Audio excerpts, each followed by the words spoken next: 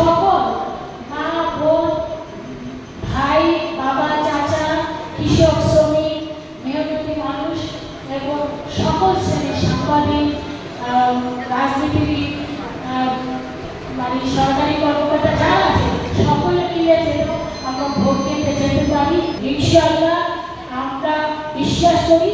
আর সর্বশেষ যেটা বলতে চাই, বাংলাদেশে একটা নির্বাচনকে হাওয়া বলছে, নিশ্চয়ই আপনারা সেটা ফিল করছেন।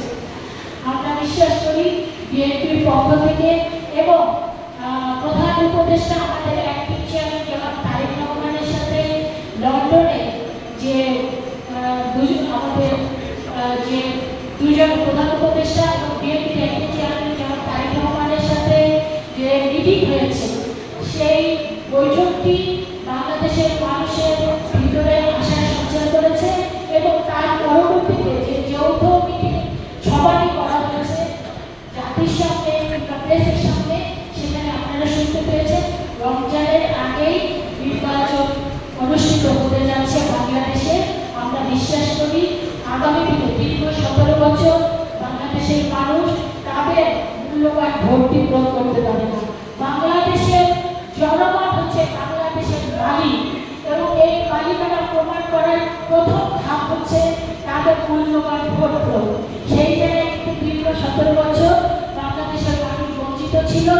ইনশাআল্লাহ আগামী বিশেষ করে ফেব্রুয়ারিতে 2026 সালের ফেব্রুয়ারিতে যে নির্বাচনটি হবে, সেই নির্বাচনে আসুন আমরা সকলে সৎ যোগ্য দক্ষ এবং বাংলাদেশের মানুষের জন্য কল্যাণকর যে সমস্ত নেতা আছে তাদেরকে আগামী দিনে আপনাদের মূল্যবান ভোটের দ্বারা জাতীয় সংসদে আমরা পাঠিয়ে সেই ব্যাপারে আমরা সকলে মিলে কাজ করি।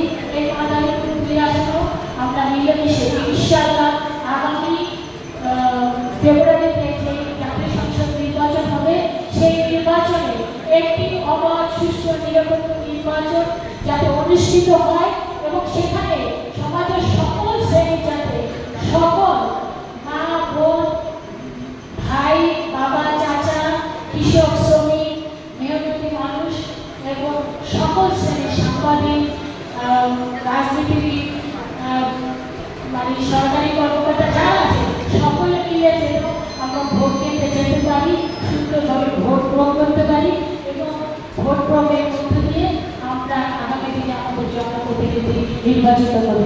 এবং আমরা বিশ্বাস করি বাংলাদেশের মানুষ যদি তাদের ম্যান্ডেট দিতে পারে, ইনশাআল্লাহ জাতীয়তাবাদী দলকে, দেশনেত্রী বেগম খালেদা জিয়াকে এবং আমাদের আগামী দিনে আমাদের অ্যাক্টিভ চেয়ারম্যান জনাব তারেক রহমানকে এই বাংলাদেশের নির্বাচিত প্রধানমন্ত্রী করবে, সেটা আমাদের বিশ্বাস।